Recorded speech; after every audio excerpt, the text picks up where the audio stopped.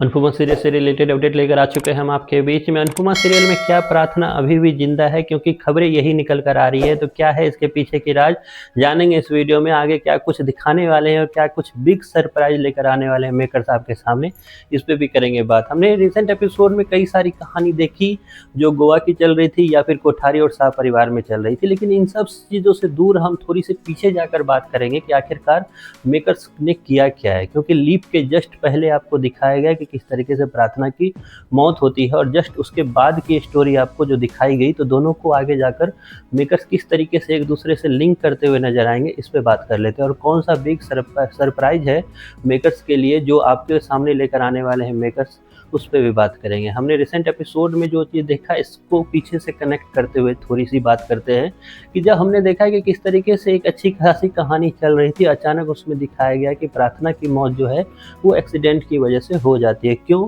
क्योंकि वो अनुपमा को बचाने का काम करती है। अब ऐसे में जो चर्चाएं उस वक्त नहीं हुई, वो चर्चा ये थी कि आखिरकार अनुपमा पे ट्रक चढ़ने के लिए आया ही क्यों, क्या वो ट्रक एक्सीडेंटल था या फिर किसी की प्लानिंग का हिस्सा था।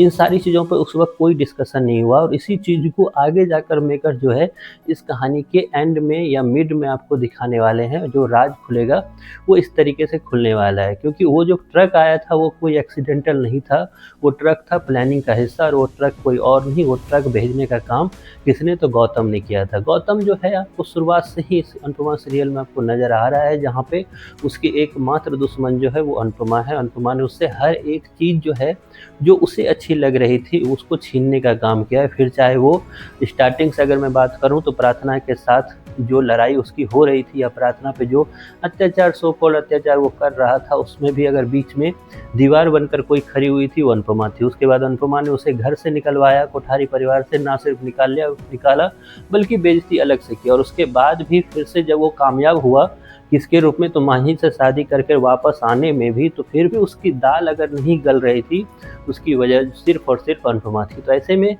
जो गौतम है वो एक प्लान बनाता है और उस प्लान बनाने के बाद वो प्लान रहता है डायरेक्ट अनुपमा को मारने के लिए, जो वो ट्रक भेजता है अनुपमा को मारने के लिए। लेकिन इसमें जो अनुपमा को ट्रक जो है वो कुचलने का काम नहीं करता, जैसा कि आपने भी सीरियल में भी देखा ही है। लेकिन इन सब चीज़ों में अब सवाल ये आ जाता है, तो क्या प्रार्थना ने जो बताया वो भी प्लानिंग का हिस्सा था? तो नहीं, वो प्लानिंग का बिल्कुल हिस्सा नहीं था।